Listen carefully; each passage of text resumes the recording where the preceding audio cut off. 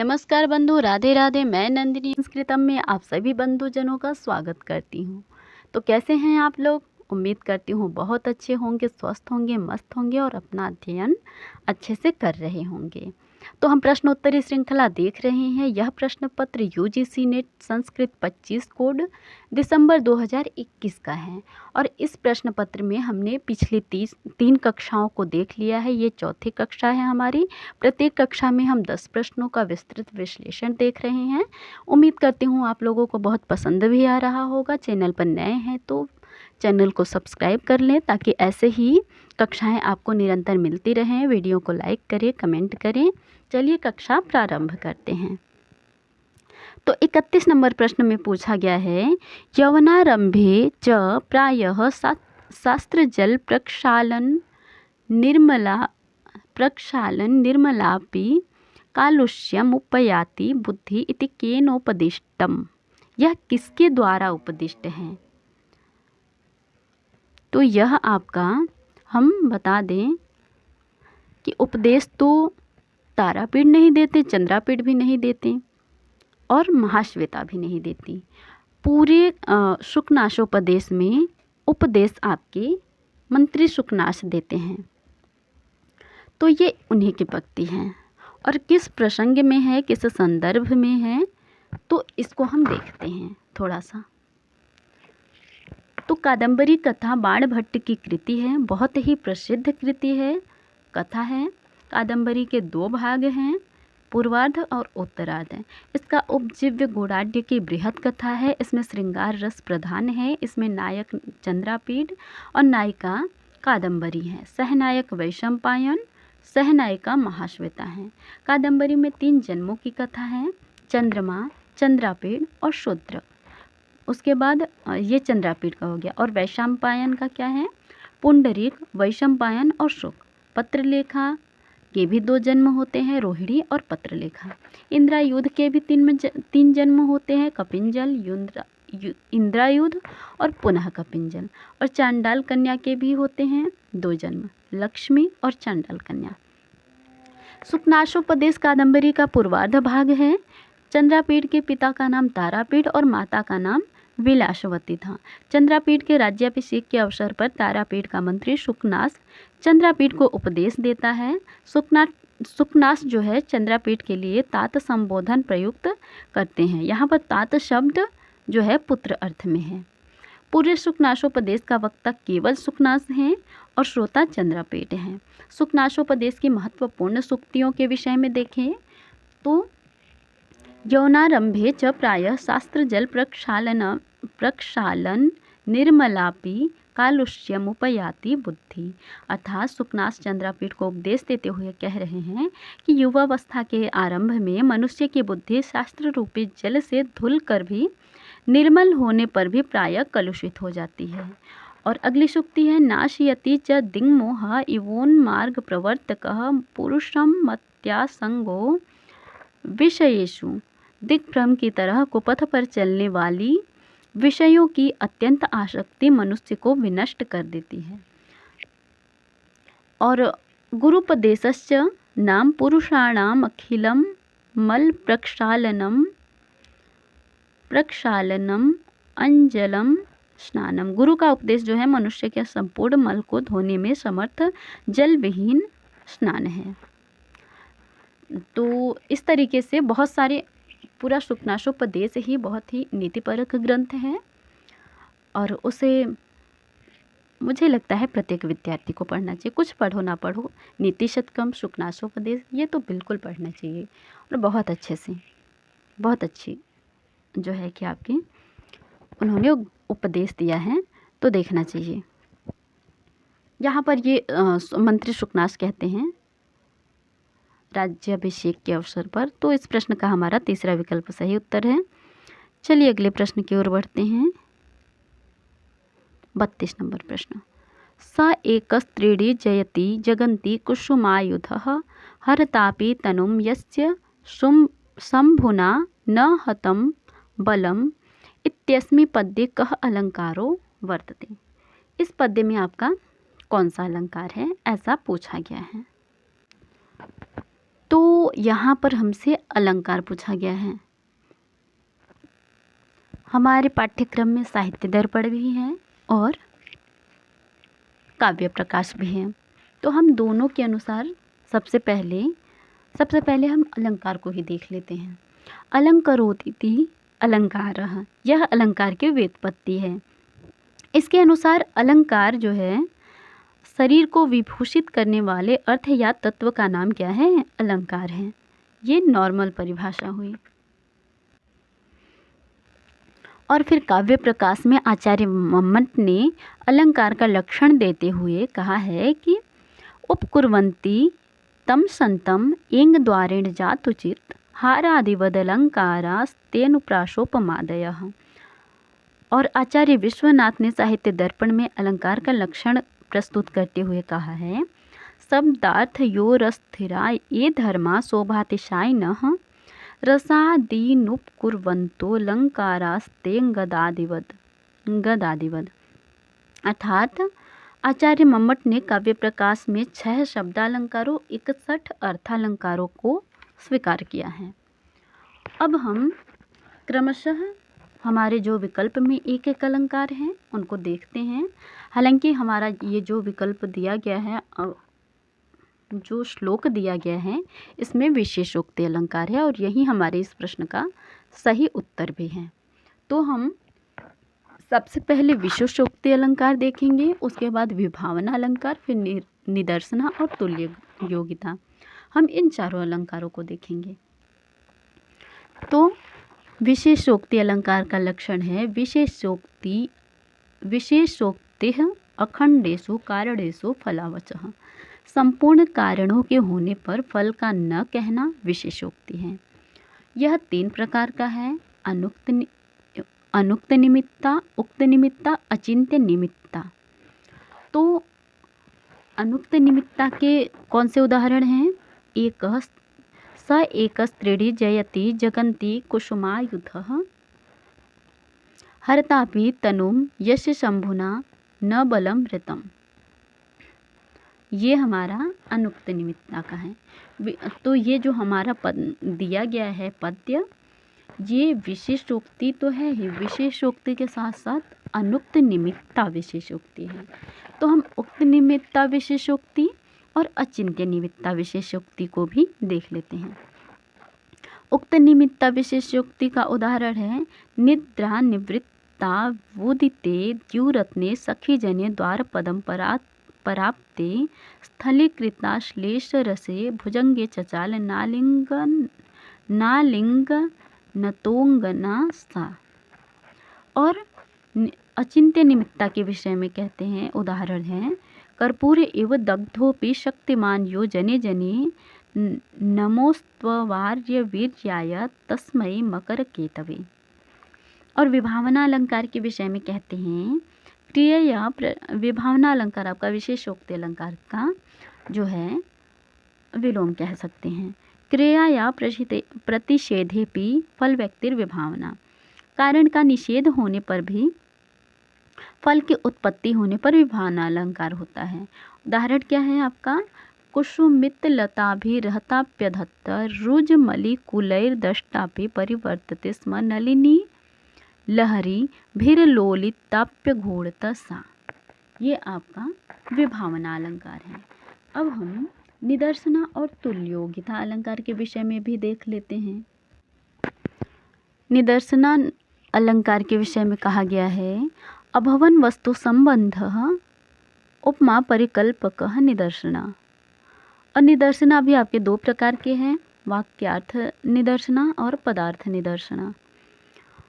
वाक्यार्थ निदर्शना का उदाहरण है, क्व सूर्य प्रभो वंशः क्व चाल्प विषयामति तितीर्षुदुत्तरम मोहादुडुपेनास्मि सागरम। तो इस तरीके से हमने इस प्रश्न का विकल्प विश्लेषण देखा और इस प्रश्न का पहला विकल्प हमारा सही उत्तर हो जाएगा। चलिए अगले प्रश्न की ओर बढ़ते हैं। अगला प्रश्न है हमारा, जा बाले नास्तिक मतस्य रामेण खंडनम इति विषयः रामायणस्य कस्मिन् कांडे वर्णितोऽस्ति। तो यह आपका रामायण के किस कांड में वर्णित? तो हम देखते हैं इस प्रश्न से संबंधित तथ्यों के विषय में। पहले रामायण के विषय में थोड़ी जानकारी, सामान्य जानकारी देख लेते हैं। उसके बाद इनके कांडों के अंतर्गत वर्णित विषयों को देखेंगे, जिसमें हमें हमारे प्रश्न का उत्तर देखेंगे। तो लौकिक संस्कृत साहित्य का प्रथम ग्रंथ रामायण को माना जाता है। इसके रचनाकार महर्षि वाल्मीकि हैं। महर्षि वाल्मीकि को आदि कवि तथा रामायण को आदि काव्य कहा जाता है। और ऋषि वाल्मीकि के द्वारा रचित होने के कारण इसे आर्ष काव्य भी कहते हैं। और रामायण में संभवतः 500 सर्ग माने जाते हैं। और कांड के अनुसार इनकी घटनाएं देखें तो बालकांड में राम का बला और अति बला विद्याओं की प्राप्ति, ताड़का वध, कौशिक वंश में विश्वामित्र के जन्म की कथा, सागर और गंगा की कथाएं, अहल्या का उद्धार। इसके बाद दूसरा है अयोध्या कांड है। और इसमें प्रमुख घटना कौन कौन सी है, हमारे कांड कौन कौन से हैं? पहले बालकांड, अयोध्या कांड, अरण्य कांड, किष्किंधा कांड, सुंदर कांड, युद्ध कांड और उत्तर कांड। हमने बालकांड के विषयों को देख लिया, अयोध्या कांड के विषयों को देख रहे हैं। अयोध्या कांड में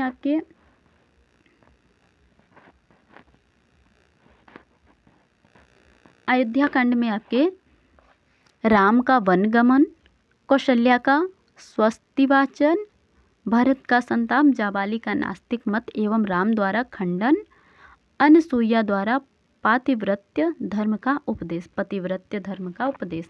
तो हमारा जो है जाबाली नास्तिक मत से रामायण खंडनम, ये अयोध्या कांड में है।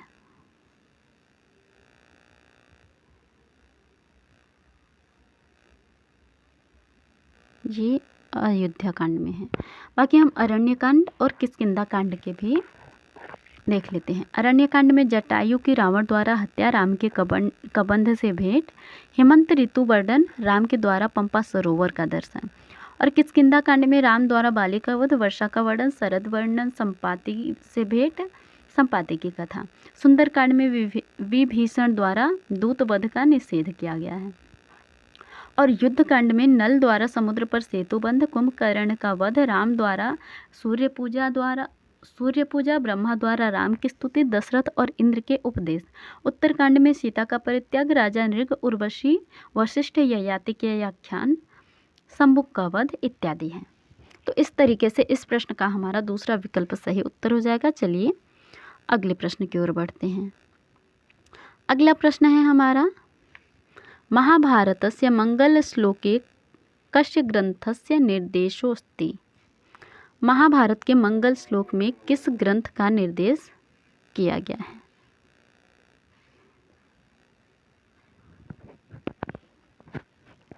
तो महाभारत हमारा भारतीय साहित्य का प्रमुख आकर ग्रंथ है। महाभारत के रचयिता कृष्ण द्वैपायन वेद व्यास जी हैं। इसके 18 पर्वों में कौरवों पांडवों का इतिहास है। वर्तमान में महाभारत में 1 लाख श्लोक प्राप्त होते हैं।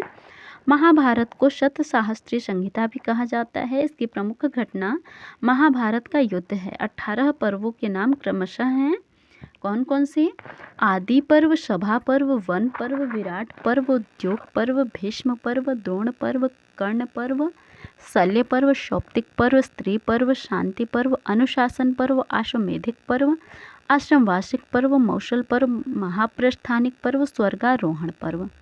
महाभारत में स्वयं अपने महत्व का प्रतिपादन करते हुए कहा गया है, धर्मे चार्थे च कामे च मोक्षे च भरतर्षभः यदि हास्ति यत्यन्यत्र यन्य हास्ति न तत्क्वचित्। अर्थात जो चीज़ महाभारत में नहीं है वो कहीं भी नहीं है, अर्थात पूरे भारत में नहीं है। और महाभारत का मूल रूप जय के नाम से प्रसिद्ध था। जयो नामितिहासोऽयं श्रोतव्य विजिगीषुणा। अर्थात महाभारत के मंगल श्लोक में नारायण, नर और सरस्वती को नमस्कार करके जय नामक ग्रंथ के पाठ का स्पष्ट निर्देश किया गया है। तो यहाँ पर जय ग्रंथ महाभारत में जय ग्रंथ का निर्देश है। पहले जय, फिर भारत, फिर महाभारत, इस तरीके से मिलता है 3 चरणों में। इस प्रश्न का हमारा ये विकल्प सही हो जाएगा। अब हम अगले प्रश्न की ओर बढ़ते हैं। सर विलियम जोन्स महोदयः ब्राह्मी लिपिर उत्पत्ति मन्यते। सर विलियम जोन्स महोदय जो है ब्राह्मी लिपि की उत्पत्ति मानते हैं। तो चलिए देखते हैं ब्राह्मी लिपि का उद्भव। ब्राह्मी लिपि के उद्भव के संबंध में अनेक भारतीय तथा विदेशी विचारकों ने अलग अलग मत स्वीकार किए हैं। कुछ विदेशी विचारक मूलर, सेनरी, प्रिंसेप का विचार है कि ब्राह्मी लिपि का उद्भव यूनानी लिपि से हुआ है। सर विलियम जोन्स का विचार है कि ब्राह्मी लिपि का विकास सेमेटिक लिपि से हुआ है। तो इनका सेमेटिक लिपि अर्थात इस प्रश्न का पहला विकल्प सही हो जाएगा। उत्तरी सेमेटिक, अब सेमेटिक के भी दो भाग है, उत्तरी सेमेटिक और दक्षिणी सेमेटिक। उत्तरी सेमेटिक शाखा की लिपि से ब्राह्मी के उद्भव के विचार के संस्थापक कौन कौन है? व्यूलर, डेविड डिरेंज। और ब्राह्मी लिपि का उद्भव दक्षिणी सेमेटिक से हुई है, यह मत प्रतिपादित करने वाले विचारक है टेलर डी के कैनन। और उत्तरी सेमेटिक उद्भव को मानने वाले विद्वान बेबर, बेनफे, जॉनसन आदि ब्राह्मी अक्षरों का उद्भव फेनिशियन लिपि से निर्धारित किया है। और इसी प्रकार भारतीय विचारक ब्राह्मी लिपि को मानते हैं द्रविड़ उद्भव का सिद्धांत, आर्य या वैदिक उद्भव का सिद्धांत। इस तरीके से हैं चीज़ें। तो मुख्य रूप से सर विलियम जोन्स महोदय ने ब्राह्मी लिपि की उत्पत्ति सेमेटिक अर्थात सेमेटिक है, उसमें दक्षिणी और उत्तरी हैं, वहाँ से माना है। ये विदेशी विद्वान हैं। हाँ, चलिए अगले प्रश्न की ओर बढ़ते हैं। अगला प्रश्न है हमारा 36 नंबर। इस प्रश्न में पूछा गया है कि मनुमते स्वयंभूर भगवान व्यक्तो किमिदम व्यंजन प्रादुराश्रित, अर्थात जो है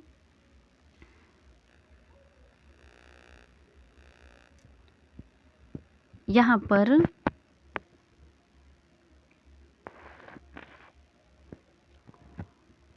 इसका सही विकल्प आपका हो जाएगा तममिदम।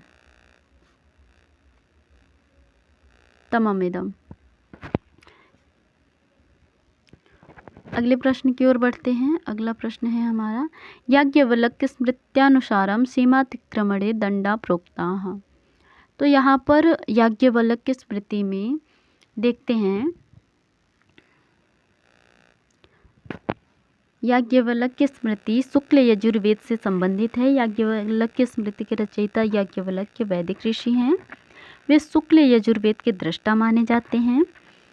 यह अनुष्टुप छंद में बद्ध है। इसमें लगभग 1000 श्लोक है। याज्ञवल्क्य स्मृति 3 भागों में विभक्त है, आचाराध्याय, व्यवहाराध्याय और प्रायश्चिताध्याय।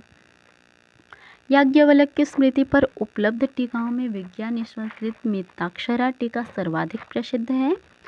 और याज्ञवल्क्य स्मृति में सीमा विवाद प्रकरण में दंड का विधान करते हुए कहा गया है कि मर्यादा प्रभेदे च सीमातिक्रमणे यथा क्षेत्र से हरणे दंडा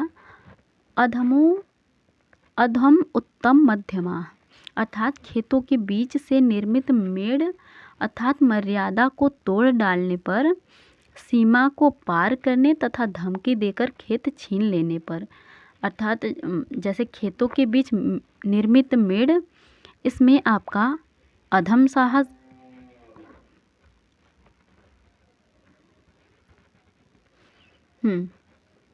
आपका अधम होगा।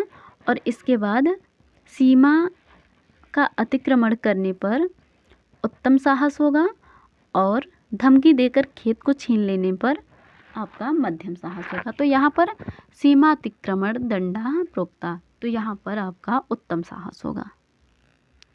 इस तरीके से इस प्रश्न का हमारा पहला विकल्प सही उत्तर हो जाएगा। और अगला प्रश्न है हमारा 38 नंबर प्रश्न। 38 नंबर प्रश्न में पूछा गया है यशोधर्मिणः मंदसौरस्तंभलेखानुसारं यशोधर्मा कस्य देवस्य समर्चनां करोति। तो मंदसौर शिलालेख यशोधर्मन का है। यशोधर्मन 6ठी शताब्दी के आरंभिक काल में मालवा के महाराजा थे। यशोधर्मन का दूसरा नाम विष्णुवर्धन भी था। वह शिव का भक्त था।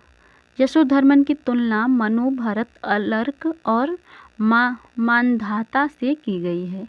यशोधर्मन का मंदसौर शिलालेख मध्य प्रदेश के मंदसौर में स्थित एक शिलालेख है जो संस्कृत भाषा एवं गुप्त लिपि में है। इसका लेखन काल लगभग 532 ईस्वी माना गया है। यह लेख ओम से प्रारंभ होता है, जिसके पश्चात मंगलाचरण में शिव की स्तुति की गई है। स्तुति में कहा गया है, सिद्धम सिद्धम स जयति जगतां पाति पिनाकी स्मितर्वगेतिषु यस्य दन्तकान्ति द्युति इव तडितां निशि स्फुरन्ति तीरयति च स्फुटत्य दश च विश्वम। ऐसा कहा गया है। तो यहाँ पर शिव की जो है अर्चना करते थे वो।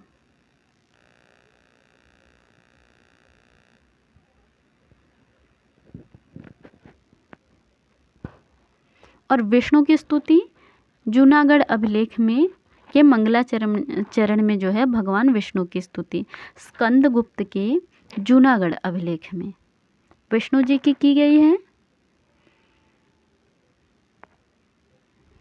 और पुलकेशियन द्वितीय के जो ऐहोल अभिलेख है बीजापुर का, उसमें भी विष्णु जी की स्तुति करी गई है। तो इस तरीके से इस प्रश्न का पहला विकल्प हमारा सही उत्तर हो जाएगा। अगला प्रश्न क्या है?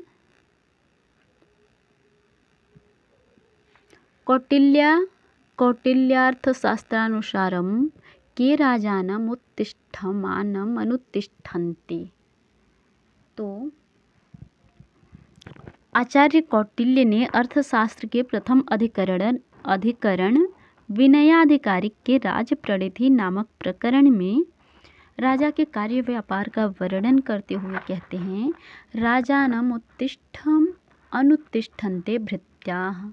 अर्थात राजा के उन्नतिशील होने पर ही उसका सारा भृत्य वर्ग उन्नतिशील होता है। तो यहाँ पर भृत्याः जो है आपका सही विकल्प हो जाएगा। भृत्याः इस प्रश्न का सही विकल्प हो जाएगा। चलिए अगला प्रश्न 40 नंबर।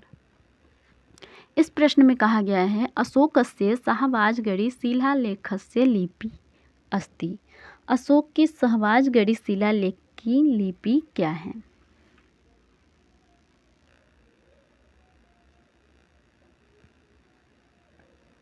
अशोकस्य सहवाजगढ़ी शिलालेखस्य लिपिरस्ति। तो ब्राह्मी है कि देवनागरी है कि खरोष्ठी है अथवा शारदा है। तो अशोक के सहवाजगढ़ी शिलालेख की लिपि जो है आपकी खरोष्ठी है।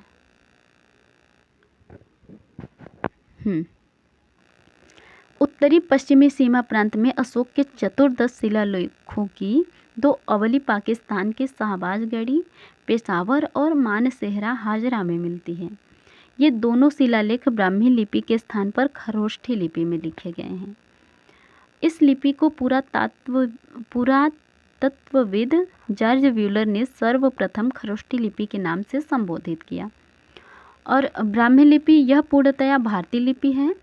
प्रोफेसर व्यूलर ने विशेष अध्ययन के बाद प्रस्तुत किया है कि ब्राह्मी लिपि में 41 अक्षर थे, 9 स्वर और 32 व्यंजन। देवनागरी और शारदा लिपि ब्राह्मी की उत्तरी शैली से विकसित लिपियां हैं। ब्राह्मी लिपि की उत्तर शैली में 5 और दक्षिण शैली में 6 लिपियों का विकास हुआ है। ब्राह्मी लिपि की उत्तर शैली में कौन कौन सी हैं और दक्षिण शैली में कौन कौन सी हैं? तो उत्तर शैली में गुप्त लिपि, कुटिल लिपि, प्राचीन नागरी लिपि जिसको देवनागरी लिपि भी कहते हैं, शारदा लिपि और बंगला लिपि है। और दक्षिणी शैली में पश्चिमी लिपि, मध्य प्रदेशी लिपि, तेलुगु, कन्नड़ लिपि कलिंग लिपि, तमिल लिपि इत्यादि हैं। तो इस तरीके से हमारा अशोक के शाहबाजगढ़ी में, शाहबाजगढ़ी और मानसेरा इन दोनों में खरोष्ट लिपि है।